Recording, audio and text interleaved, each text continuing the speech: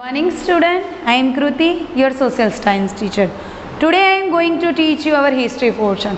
But first of all, I say some difference. According to new books, chapter 2 and 3 are combined. But according to old book and workbook, they both are separate. So, according to workbook, I will explain both chapters separately. So, our third chapter, according to old book and workbook, is from gathering to growing food. In second chapter I will say about this. हमने वही chapter में देखा था कि पहले के लोग किस तरह से फूड ग्रो करते थे, किस तरह से खाते थे, किस तरह से रहते थे.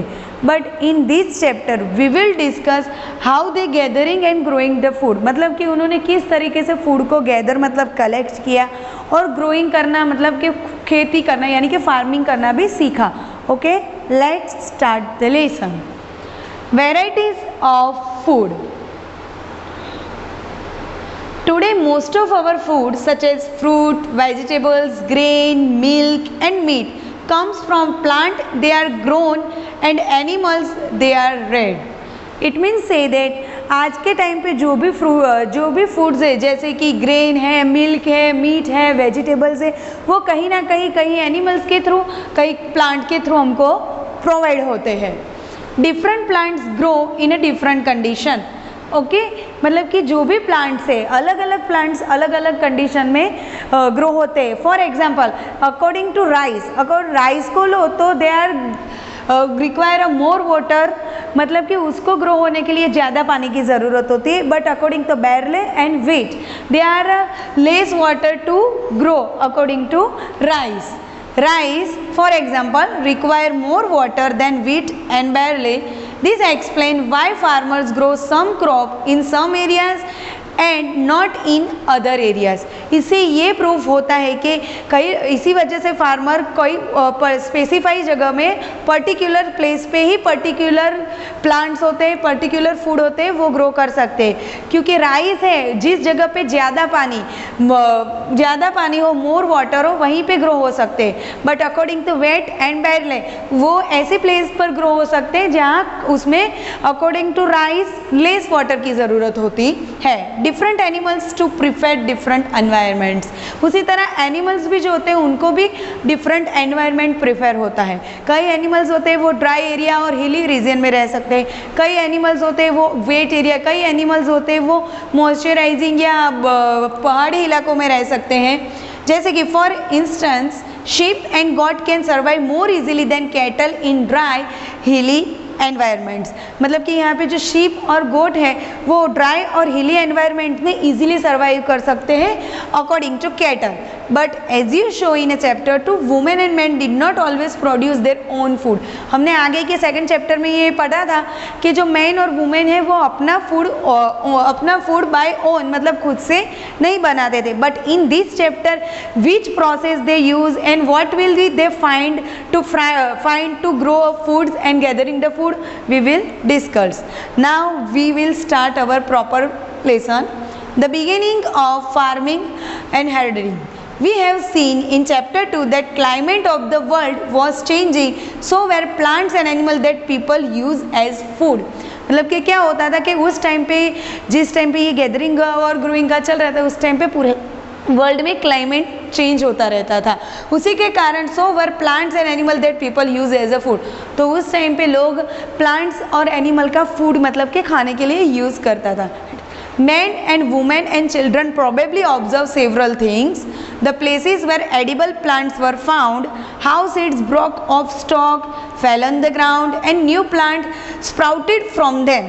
मतलब कि मैन वुमेन और चिल्ड्रन थे वो ये सब ऑब्जर्व करते थे. वो सब प्रॉबेबली ऑब्जर्व कर लेते, शायद ऑब्जर्व कर रहे होंगे कि जहाँ पे प्लेसेस वेर एडिबल प्लांट मतलब ऐसे प्लांट जो हम खा सकते हैं उस जगह का वो फाइंड आउट करते हैं. How seeds broke of the stock मतलब से वो जो सीड है वो बीच में से कैसे गिरता है and how they grow as a plant वो सब यहाँ पे वो डिस्कस करते थे. And new plant sprouted from them और उसमें से कैसे नया प्लांट ग्रो होता था, स्प्राउट होता था, वो देखते थे. Perhaps they began looking after plants protecting them from birds and animals so that they could grow and the seeds could ripen. In this way people became gathering. So in this para this है that के इसी वजह से शायद वो plant को grow करना धीरे धीरे सीख रहे थे और उसकी केयर भी कर रहे थे बर्ड्स और वाइल्ड एनिमल से प्रोटेक्ट करने के लिए. और वो वहाँ तक तब तक उसका ध्यान रखते थे जब जब जो प्लांट हो, यहाँ पे बोला है ना कि that they could grow and the seeds could ripen, मतलब कि तब तक जब तक वो सीड यानी कि बीज वो पूरी तरह से पक के हो ना जाए. Okay, in the way people became farmers. और इसी तरीके से जो पीपल्स थे वो फार्मर्स मतलब कि खेती करना सीख गए और फार्मर्स बन गए.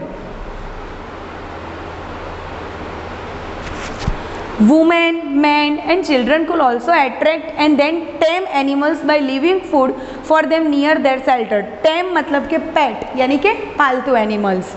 तो कि women, men और children क्या थे, वो tame animals उनके आसपास आए ऐसा उनको attract करते थे by leaving food for them near their shelter. मतलब कि उनके shelter मतलब उनकी जो रहने की जगह है वहाँ पे उसको खाना मिले. इसी तरीके से the first animal to be tamed was the wild ancestor of the dog. मतलब कि जो पहला वो tamed animal था वो कौन था? Dog.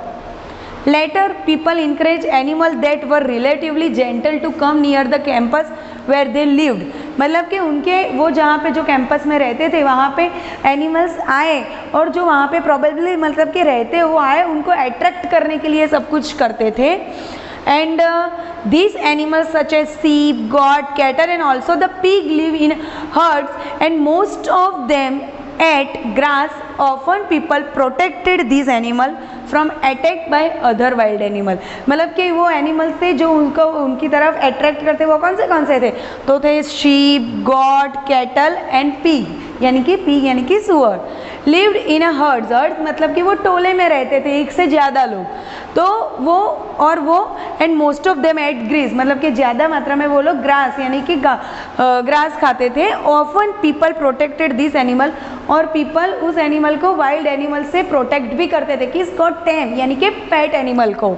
यहाँ पे ये वर्ड आपके लिए नया है. टेम मीन्स पेट, पालतू प्राणी. This is how they become a herders.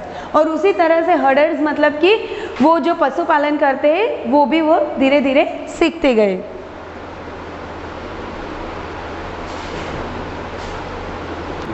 Okay, here are the domestications. Is the name given to the process in which people grow plants and look after animals. ये वर्ड्स उस वजह से यूज़ होता है process in which people grow.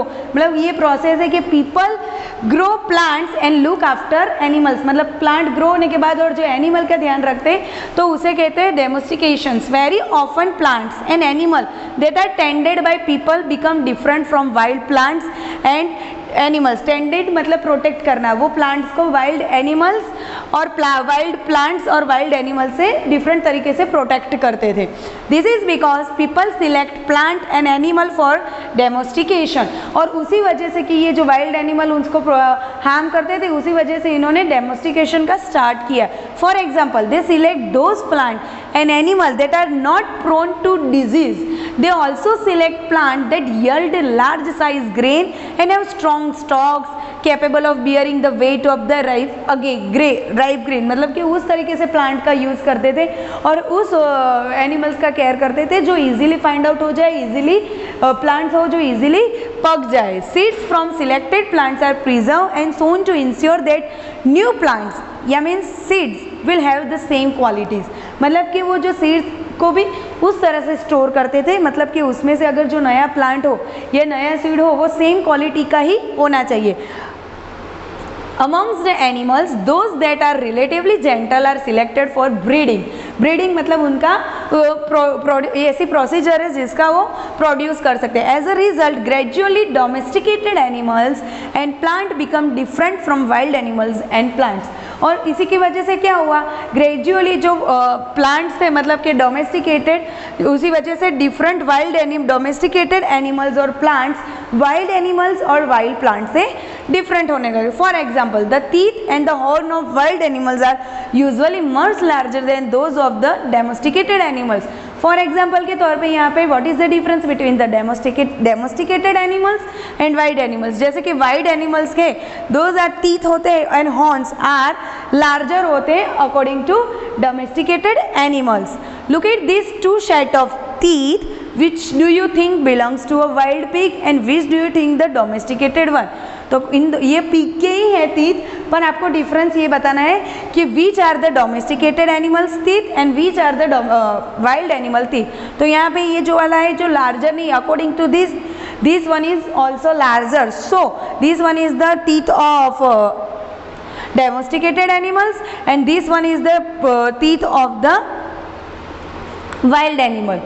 Domestication was the gradual process that took place in many part of the world। ये डेमोस्टिकेशन process है world में बहुत सारी जगह पे ये स्टार्ट है। It began about 12,000 years ago। Virtually all the plants and animal produce that we use as a food today is the result of domestication। Some of the earliest plants to be domesticated were wheat and barley। The earliest domesticated animal include sheep and goat। जैसे कि आगे से starting में जो डेमोस्टिकेटेड first plants कौन से थे, तो उसमें ऐड है वेट एंड बैरली। और उसी तरह से अर्लीस्ट डोमेस्टिकेटेड एनिमल्स अगर आपको पूछा जाए तो वो होंगे सीप and got. This is the also useful for your MCQ level. Now our another topic is a new way of life. अब इनिशिएंट पीपल थे, उन्होंने फार्मिंग और हर्डिंग मतलब के पशुपालन और फार्मिंग मतलब प्लांट कैसे ग्रो होता था अब सीख लिया। अब उसी तरीके से न्यू वे ऑफ लाइफ, और वो अब कैसे नई लाइफ कैसे जीने लगे वो यहाँ पे है। If you plant a seed you will notice that it takes sometimes to grow. अगर कोई भी प्लांट है वो सीड के फॉर्म में है तो प्लांट के लिए ग्रो होने में आपको पता है कि बहुत ही टाइम लगता है। This may be several for several days, weeks, months, in some cases years. मतलब कि कई प्लांट सीड्स में से प्लांट्स कन्वर्ट होने में कई में वीक्स होते हैं, कई में मंथ और कई में बहुत सारे साल भी लग जाते हैं। When people began growing plants, it meant that they had to stay in the same place for a long time looking after the plants, watering, weeding, driving away animals and birds till the grain ripens। मतलब कि यहाँ पे ये है कि अगर वो लोग ने प्लांट्स ग्रो करना सीख लिया होता तो अब उन्होंने वो उसकी केयर करने के लिए, क्योंकि अभी मैंने बोला कि प्लांट्स है वो कई प्लांट्स बहुत ज़्यादा टाइम लेते, कोई मंथ में हो जाते, कोई वीक में ग्रो हो जाते, कोई ईयर में भी ग्रो हो जाते, तो वो लोग वहाँ पे उसकी केयर करने के लिए रहे ही होंगे और same place for long time रहेंगे। क्यों? लुकिंग आफ्टर द प्लांट, उसको वाटरिंग करना, वीडिंग मतलब कि प्लांट के साथ जो अनयूजफुल प्लांट्स होते हैं जिसका हम यूज़ नहीं करता है उसको समटाइम्स आफ्टर सम टाइम उसको रिमूव करना होता है, उस प्रोसेस को हम वीडिंग कहते हैं। उसके बाद ड्राइविंग एनिमल्स एंड बर्ड्स, मतलब कि जब तक ग्रेन प्रॉपर है, यहाँ पे लिखा है driving away animals and birds, मतलब बर्ड्स और एनिमल्स को उससे दूर रखना जिसकी वजह से वो प्लांट को हार्म ना कर सके, उसी वजह से। और जब तक ग्रेन पक ना जाए तब तक उनको वहाँ पे रहना पड़ता था। And the grain had to be used carefully as grain had to be store for both food and seed. मतलब कि ग्रेन थे वो लोग शायद फूड को भी प्रॉपर होने के बाद या फिर सीड था उनको भी प्रॉपरली स्टोर करते थे। People had to think of way of storing it. और इसी की वजह से क्या हुआ कि स्टोरिंग करने वाले में मतलब कि जो स्टोर करते हैं कोई भी चीज़ को उसके बारे में भी लोग अब सोचने लगे थे उस टाइम पे। In many areas they began making large clay pots और वो baskets and dug pits into the ground. और स्टोर करने के लिए वो क्या करते थे, बड़े बड़े क्ले पॉट्स बनाते थे या फिर ये वो बास्केट मतलब जो बांस की बनी हुई जो टोकरियाँ होती है वो, और डग पिट्स मतलब उंडा मतलब कि बहुत ही डग मतलब खड्डा खोदते थे ग्राउंड में। और उसी तरीके से डिफरेंट तरीके से वो लोग प्लांट को स्टोर करते थे। अब स्टोरिंग एनिमल्स, प्लांट को तो स्टोर करना हमने सीख लिया। In this topic we will discuss how to they store the animals. Animals multiple naturally, हमें नेचुरली पता है कि एनिमल नेचुरली अलग अलग तरीके के होते हैं। Besides if they are look after carefully they provide milk which is as important source of food and meat whenever required। अगर अब हम एनिमल्स है उनके प्रॉपरली केयर करेंगे तो हमें मिल्क देंगे, और जो मिल्क है वो बेस्ट और द इम्पोर्टेंट सोर्स है फूड का। और कई बार अगर रिक्वायरमेंट हो, ज़रूरियत हो तो वो मीट भी देते हैं। In other words animal that are rare can be use as a store of food. अगर हम एनिमल के रेयर मतलब उछेर करेंगे, रेयर मतलब उसको पालना, उसका पोषण करना, तो वो हमको फूड स्टोर करने के लिए भी हेल्पफुल है। अब यहाँ पे एक मैप के थ्रू आपको फाइंड आउट कराती हूँ कि find out about the first farmers and herders. Turn to map 2, हम अभी मैप 2 पे जाएंगे। You will notice a number of blue square. Each marks a site from archaeologists have found evidence of early farmers and herders, and these are found all over the subcontinent. अब map 2 में मैं अभी आपको बताऊंगी जो blue square से किए होंगे वो आर्कियोलॉजिस्ट ने फाइंड किए हैं अर्ली टाइम में कि वहाँ पे फार्मर्स एंड हर्डर्स पॉसिबल थे, उनके वहाँ पे प्रूफ मिले हैं। Some of the most important ones are in the northwest in the present day Kashmir. और मतलब कि उसमें जो ज़्यादा यूजफुल और ज़्यादा इम्पोर्टेंट थे वो थे नॉर्थ वेस्ट इलाके में जो अभी प्रेजेंट का कश्मीर है, and east south India. To find whether this site were settle of farmers and herders, scientist study evidence of plants and animal bones. मतलब कि अगर उनको लगा कि शायद वहाँ पे ये अब हो सकते, तो उस वजह से साइंटिस्ट ने प्लांट्स और एनिमल्स बोन के ऊपर भी स्टडी की। One of the most exciting find includes remain of burnt grain. This may have been burnt accidentally or in purpose. जैसे ही वो वहाँ जगह पे अगर उनको एविडेंस मिले तो वहाँ स्टडी करने गए तो उनको बर्न हुए सीड्स मिले। ये बर्न हुए सीड्स में दो पॉसिबिलिटी होती है, शायद उनको बर्न किया ही होगा या फिर एक्सीडेंटली बर्न हो गए होंगे। Scientist can identify this grains and so we know that A number of crops were grown in different part of the subcontinent. जैसे ही उन्होंने उस सीड्स पे स्टडी किया तो उनको वो क्रॉप्स और अलग अलग सब कॉन्टिनेंट में भी उसके एविडेंस मिले।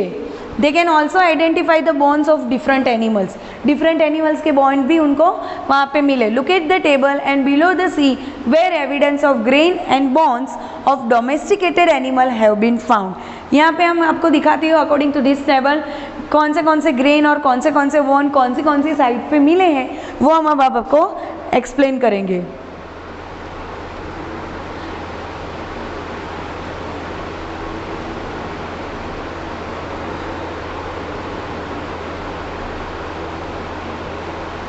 जैसे कि first wheat, barley, sheep, goat and cattle, वो Mehrgarh in present day Pakistan, मतलब कि ये साइट है मेहरगढ़ जो अभी प्रेजेंट का पाकिस्तान है। वहाँ पे ये वेट, बैरली, ग्रेन के अकॉर्डिंग और शीप, गोट और कैटल भी उनके बॉन्स भी अवेलेबल थे। Another is rice, fragmentary animals bones. Here are the new words of fragmentary, मतलब कि टूटी हुई बोन्स, वो है कोलजी वाला in present day of Uttar Pradesh. उसके बाद है राइस एंड कैटल, वो है Mahagara in present day of Uttar Pradesh. Wheat and lentil मतलब कि एक दाल है जो वो मसूर की दाल होती है, उसको लेंटिल बोलते हैं, वो है Gufkral in present day of Kashmir. उसके बाद wheat and lentil, dog, cattle, sheep, goat, buffalo, ये सब कौन से साइड पे बुरजा होम, वो बुरजा होम की जो साइड है वहाँ पे ये सारे उसके एविडेंस मिले थे in a present day of Kashmir. Wheat, green, gram, barley, buffalo, ox, ये Chirand in a present day of Bihar, मतलब ये चिरंड पर अभी का वो बिहार स्टेट है।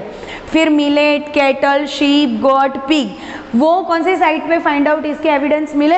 हालूर in the present day of Andhra Pradesh. Hallur की जो साइड थी पर अभी प्रेजेंट डे में वो आंध्र प्रदेश है। फिर black gram, millet, cattle, sheep, pig, वो पायमपली साइड थी, वहाँ पे आप मिले थे, तो in present day Andhra Pradesh. These are just some the side from which grain and bones have been. ये सारी ऐसी साइड्स है जहाँ पे आपको ग्रेन्स और प्लांट्स मिले थे। तो all this sides, which sides are most useful and important is Burzahom. Okay student, thank you.